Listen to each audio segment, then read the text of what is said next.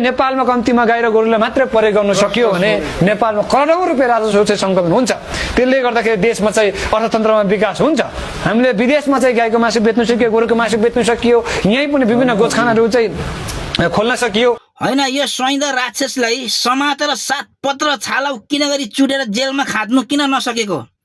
गाई गोरुको मासु नखाँदा के त मर्छेस? गाई गोरुको मासु बेचेर तेरो देश विकास हुन्छ? कुन दुनियाँमा छेस? भसडी गाई गोरु मेरो अगाडि काटेर देखा त। हुन त म पनि लिम्बू हुँ कि पूर्वेली लिम्बू नै हुँ, तर म गाई गोरुको मासु खाँदिन।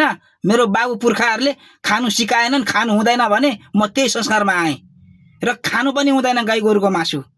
तँ साला राक्षस मेरो अगाडि मात्रै गाई गोरु काटेर देखा त, त्यही खुकुरी खोसेर नि तेरो गर्दन छिनाउँछु।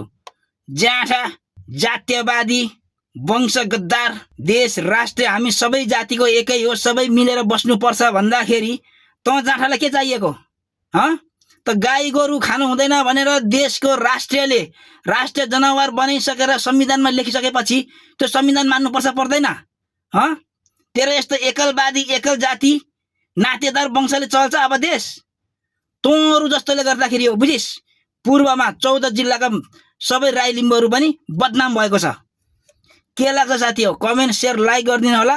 यो भिडियो मैले यसको लागि मात्रै बनाएको, अरूले कसैले पनि चित्त नदुखाए हुन्छ र यसको प्रोफाइलसम्म पुर्याइदिनु होला सेयर गरेर।